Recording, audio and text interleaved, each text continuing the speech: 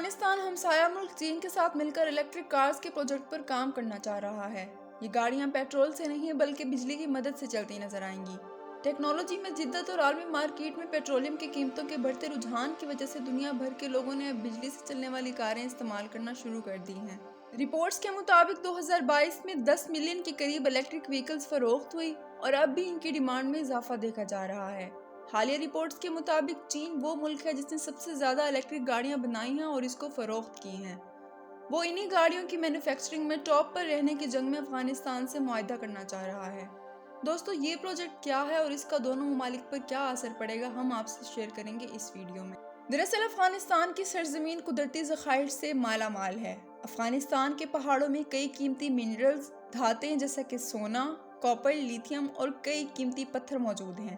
افغانستان میں اتنا لیتھیم موجود ہے کہ پوری دنیا کو لیتھیم ایکسپورٹ کرنے والا افغانستان سب سے بڑا ملک بن سکتا ہے۔ لیتھیم دراصل مختلف ٹیکنالوجیز میں کام آتا ہے، جیسے کہ الیکٹرونکس، موبائل فونز اور سب سے بڑھ کر الیکٹرک وہیکلز اور بیٹریز بنانے میں اس کا کلیدی کردار ہوتا ہے۔ یعنی کہ آپ لیتھیم کو الیکٹرک گاڑیوں کی جان بھی کہہ سکتے ہیں، کیونکہ ان گاڑیوں کی ریچارجیبل بیٹریاں لیتھیم سے تیار کی گئی ہیں جو نہ صرف پھر سے چارج ہو سکتی ہیں اور اندازے کے مطابق ایک مرتبہ چارج کی گئی بیٹری 300 کلومیٹر کا فاصلہ آسانی سے طے کر سکتی ہے۔ یہی وجہ ہے کہ الیکٹرک گاڑیوں کی مارکیٹ میں بادشاہت اسی ملک کے پاس ہوگی جس کے پاس لیتھیم جیسے ایلیمنٹس کی بہتات ہوگی۔ لیتھیم کے بولیویا، امریکہ، جرمنی اور چلی میں بہت زیادہ ذخائر ہیں، لیکن افغانستان میں ان تمام ملک سے زیادہ ذخائر ہیں۔ یہی وجہ ہے کہ جیسے ہی افغانستان میں جنگ کا خاتمہ ہوا، چائنا نے افغانستان کے ذخائر اسپیشلی لیتھیم حاصل کرنے میں بہت دلچسپی دکھائی۔ دوستو، چائنا اس سے پہلے بھی افغانستان کی سابقہ حکومت کے ساتھ لیتھیم کے معاہدے کے حامی تھا، لیکن جنگی حالات ہونے کی وجہ سے اس معاہدے پر عمل درآمد نہیں ہو سکا۔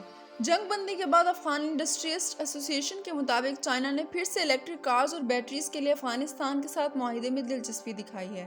دوسری جانب امریکہ کے افغانستان پر پابندیوں کی وجہ سے بہت سارے دوسرے ممالک جو الیکٹرک وہیکلز مینوفیکچر کر رہے ہیں، جیسے کہ جرمنی، پابندیوں کی وجہ سے افغانستان میں انویسٹ کرنے سے قاصر ہے۔ اور انہی حالات میں اگر چائنا افغانستان میں یہ معاہدہ طے پا جاتا ہے تو چائنا ان گاڑیوں کی مارکیٹ کا بے تاج بادشاہ بن سکتا ہے۔